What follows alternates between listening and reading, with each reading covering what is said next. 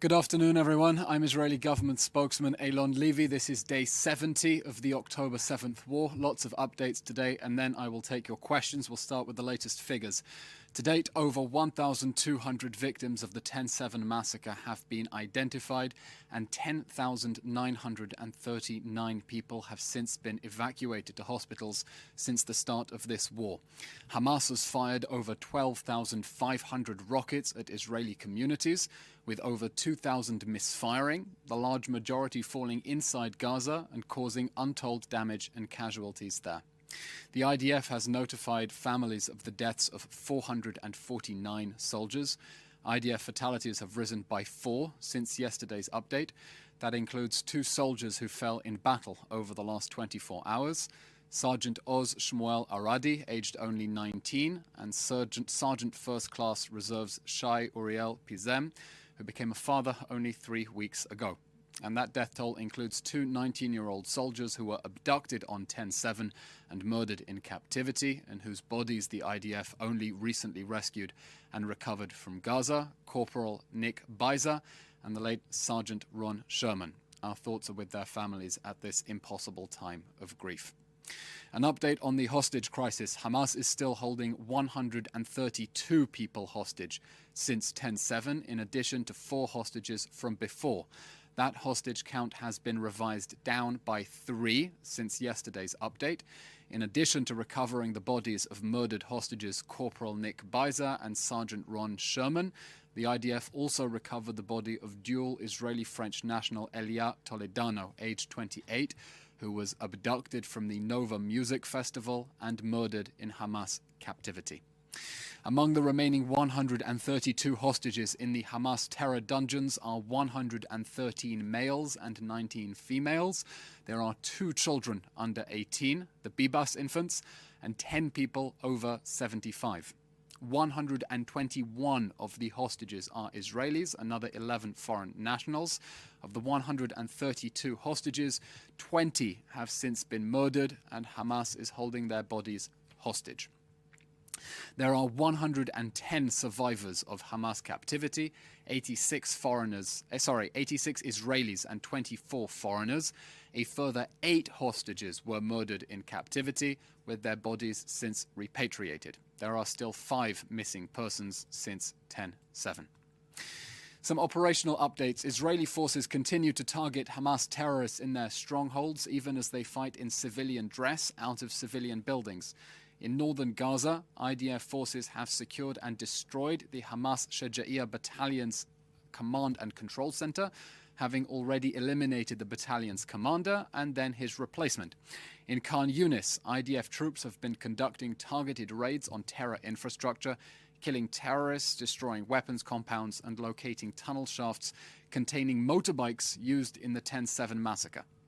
Israel continues to target Hamas terrorists hiding underground, turning their terror tunnels into death traps. Last night, the IDF and Shin Bet released special footage from an operation by the Combat Engineering Yahalom unit to kill terrorists in a major tunnel. This week, the Israeli Air Force has also targeted and destroyed Hamas military assets located along the border between Gaza and Egypt. Hamas had used those assets to smuggle weapons into Gaza, and their destruction will now hinder Hamas's attempts to rearm. There will be no hiding place for the 10/7 monsters. Humanitarian update. The Kerem Shalom crossing has been open since December 12th for inspections of aid trucks. In addition to Nitzana, that move makes it possible to more than double shipments of humanitarian necessities into Gaza. In recent days, equipment and personnel have also entered for the Emirati and Jordanian field hospitals.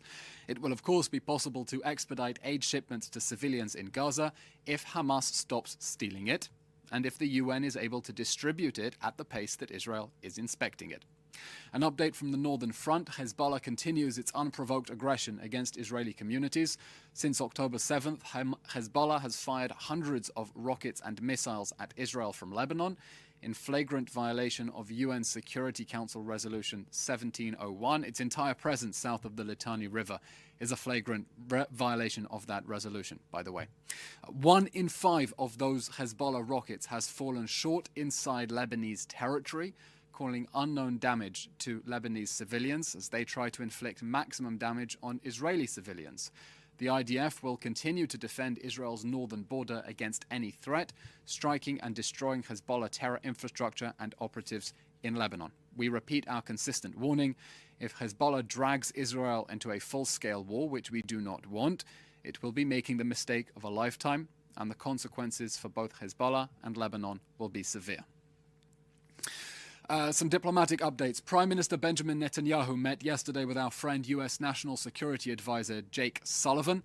The Prime Minister expressed his great appreciation for the US support for Israel in the supply of munitions needed to defeat Hamas after 10/7, blocking attempts at the UN to try to keep Hamas in power, and assisting in securing the return of our hostages. Prime Minister Netanyahu reaffirmed that Israel stands more determined than ever to continue fighting until we achieve our common goals with our American allies: the elimination of Hamas and the release of the hostages. In other words, total victory. The Prime Minister and Mr. Sullivan also discussed the continuation of humanitarian assistance to the non-combatant population in Gaza and threats to the Israeli people from the north and south from proxy forces of Iran's axis of evil. Prime Minister Benjamin Netanyahu also met yesterday with the president of the Red Cross, Mirjana Spoljaric. In their meeting, he gave her a box of vital medicines for the hostages in Gaza and demanded that the Red Cross do its job and deliver it to them. The Prime Minister told Mrs. Spoljaric about Hamas's brutal atrocities on 10/7 and the inhumane conditions of the Hamas terror dungeons. The Prime Minister expressed his gratitude for the Red Cross's help in securing the release of hostages and criticized certain statements coming out of the agency which failed to make the distinction between Hamas's deliberate and systematic acts of murder and the unintended casualties in this war which Hamas started and is waging out of urban areas, trying to use civilians as human shields.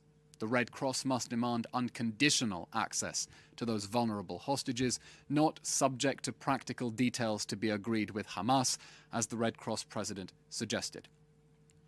We condemn in the strongest possible terms the shameful statements by international officials trying to deflect blame onto Israel to cover up the fact that they have been covering up for Hamas.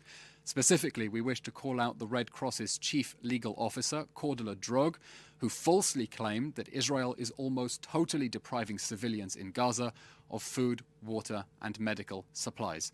Let's be clear, Dr. Droga is not telling the truth.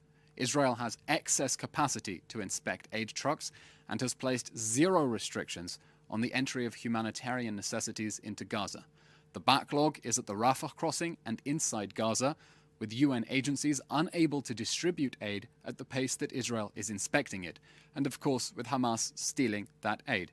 Sadly, the Red Cross is doing everything to avoid admitting that Hamas steals aid and wages war from inside hospitals. That must change. These statements also clearly go against the Red Cross's own principles of neutrality and confidentiality.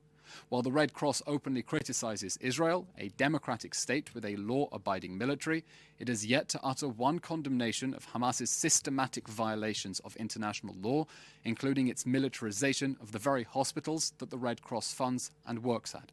How could they not know? And now that they do know, why do they not speak out? It's not particularly difficult. Finally, a stark reminder of Hamas's threat to global security. Yesterday, security agencies in Denmark thwarted a terror attack that would have killed innocent civilians on European soil, arresting 7 terrorists acting on behalf of Hamas. Since 10/7, Hamas has been stepping up its attempts to expand its attacks against Israelis, Jews, and other Western targets around the world. Israel is fighting on the front lines of humanity, and Hamas is coming for you too. The West is next. The same monsters who intentionally and methodically burned, beheaded, and raped Israelis on 10/7 would gladly globalize their intifada, as protesters on campuses and streets around the West are calling for. They aim to sow terror on the streets of Western capitals, and the whole world must be vigilant and stand in solidarity with us as we battle our common enemy, which wants all of us alike dead. That comes to the end of today's update. We'll now take your questions through the chat, please. First question from Adam Scott Bellos, the Israel Innovation Fund. It seems like more daylight is being seen between the United States and Israel when it comes to this war. And now recently President Biden stated that we have been indiscriminately bombing Gaza. And CNN just released a report that almost 40% of our bombs are unguided, quoting many people who criticize this tactic as well. Does the Prime Minister's office have any comment about these unguided bombs or the recent remarks coming out of the White House related to this? Thank you, Adam, for your questions. As for your first question about the timing of this war, Israel and the United States are fully aligned on our mission to destroy Hamas. The only clock that matters is that every second that Hamas still exists after 10/7, it is a ticking time bomb. And the best way for our allies to expedite an end to this war, which Hamas started, is to stand by us as we push for total victory over Hamas, the destruction of Hamas, using swift, decisive, and overwhelming force in the face of pure evil. As for your question about the CNN report about quote-unquote dumb bombs, that's a classic example of a sensationalist headline with a buried lead, because the very same officials the CNN is quoting in that report say that Israel is using these munitions, using a tactic that makes them just as precise as guided munitions. So you have a headline there that is accusing Israel of being indiscriminate or careless in its targeting of Hamas, while you have to go about 12 paragraphs down to say that it vindicates the claim that Israel has been making all along, that we are using munitions against Hamas with unprecedented precision, using all of our munitions in a way that is precise in order to target the Hamas terror monsters responsible for 10/7, who are now planning another attack and doing everything we can, going further than any military in history, to try to avoid harm to civilians, despite Hamas's best efforts to maximize civilian casualties, because that's part of Hamas's sick ploy, to maximize casualties, try to get international sympathy, to garner diplomatic pressure to try to stop Israel defending itself, and we're going to continue with that unprecedented precision all the way to total victory. Question from Yunko Yasmin Utmaskin. How many dead bodies have been found this week? Yonko, I don't have an exact breakdown for you based on a week-by-week basis. We can tell you that just in the last 24 hours, we've informed the public of 3 bodies that we returned from Hamas captivity. Corporal Nick Beiser and Sergeant Ron Sherman, who were abducted on October 7th, and Ilya Toledano, age 28, abducted from the Nova Music Festival. That brings us to 8 hostages who were murdered in captivity and their bodies since repatriated, and Hamas is currently holding on to the bodies of 20 hostages out of those 132. 20 hostages we know have since been murdered in captivity, and Hamas is holding their bodies for a ransom in sick violation of humanitarian law and every norm of humanity. A question from Bernard Mordler from Bernie News Network. In recent updates from our sources in Gaza, there have been reports that Hamas operatives are shooting individuals trying to access food from the aid trucks. In this context, could you inform us about the organizations or entities responsible for ensuring that international aid reaches Gaza's civilians? Also, is the IDF's involvement limited to just inspecting aid for contraband? Or do they play a more active role in distribution process to prevent such incidents? You're right to draw attention to these horrific images that we're seeing of Hamas gunmen requisitioning aid shipments inside the Gaza Strip to make sure that their fighters remain well-fed and well-stocked at the expense of civilians who need that aid. We think it is shameful that the agencies involved in distributing that aid, whether it's UNRWA, Enough Said, or other agencies, have not a word of criticism or condemnation against Hamas for stealing that aid. And instead they try to deflect blame onto the State of Israel, which has placed 0 restrictions on the import of humanitarian aid and has more than doubled capacities. We see that as an attempt to deflect blame to account for their own failures and to cover up for the fact that Hamas is stealing aid. We genuinely ask, we're going blue in the face asking, what is so difficult for the international agencies that are feigning concern for civilians in Gaza to condemn the terror organization that runs Gaza stealing that aid? Israel inspects aid at the Nitzana and Kerem Shalom crossings. We have to scan those trucks to make sure that Hamas isn't trying to smuggle in weapons. And from there, they go to the Rafah border crossing with Egypt. They enter Gaza and are then passed on to UN agencies on the ground responsible for distributing that aid. And we expect them to do a better job distributing the aid so we can get much more in through Rafah. The aid is there, they need to do a better job. And we expect clear and unequivocal condemnations of Hamas for stealing that aid at the expense of the civilians in Gaza who need it.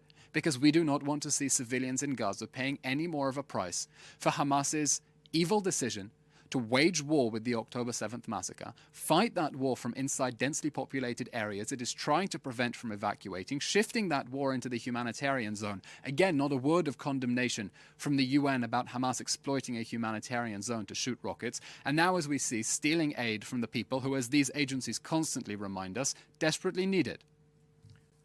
Question from Joel Pollock, Breitbart News. Jake Sullivan said yesterday that Israel must wrap up intense fighting in weeks, not months. Does Israel believe that the Biden administration is imposing a political calendar on the war because of the upcoming US presidential election?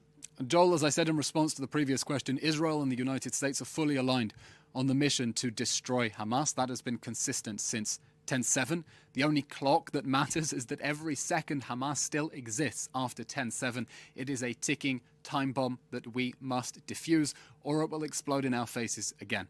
And the best way for our allies to expedite an end to this war, which Hamas started, and we also want to see over, but needs to be over with the end of Hamas, is to stand by us as we push for total victory over Hamas, the total destruction of Hamas, using swift, decisive, and overwhelming force in the face of what the United States has defined as pure evil.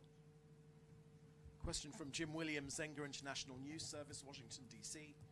Does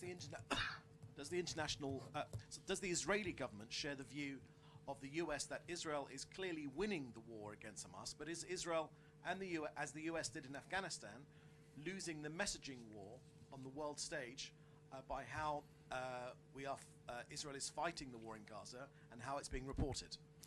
First of all, Israel is clearly winning the war right now. Under the direction of Prime Minister Netanyahu and the war cabinet, we are making major achievements towards achieving the goals of this war.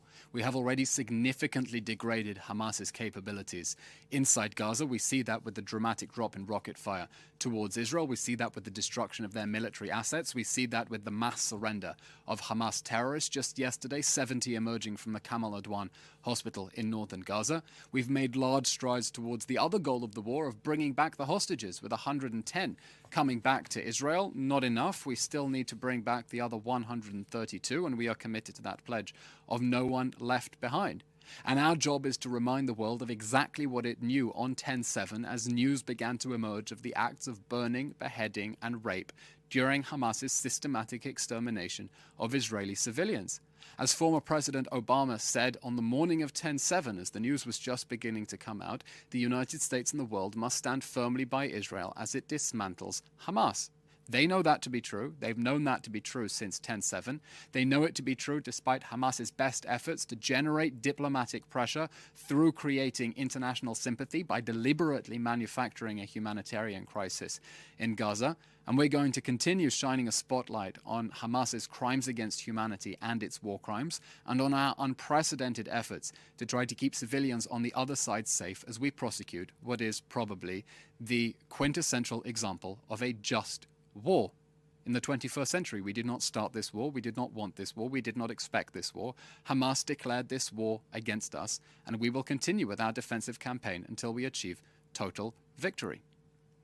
Question from Yunko Yasmin Utmaskin from Kyodo News regarding the hostages and missing persons families forum notice that shock among the families of the hostages at the rejection of the director of the Mossad's proposal to travel to Qatar to formulate a new hostage deal. Do you have any comment on this? We have no comment on negotiations surrounding the return of the hostages. You'll appreciate this is a sensitive situation and human lives hang in the balance, and the less we say, the better. But we reaffirm the state of Israel is doing everything it can in order to bring those hostages home safe and sound, immediately and unconditionally, to ensure they have access to the Red Cross, which has not been doing enough to secure access to those hostages, and we will consider and continue with every avenue in order to get those hostages home. You know, one thing maybe people don't realize around the world, Israel is such a small country that this is a very personal issue for all of us.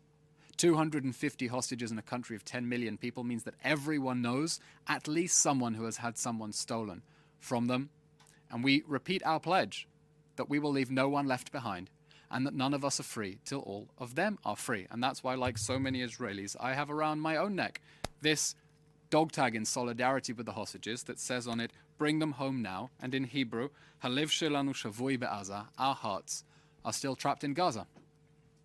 Thank you very much. Okay, thank you very much, everyone. Have a safe weekend. Keep safe. We'll update you on the timing of the next briefing. And good Shabbos, everyone. Thank you. DaJobnik.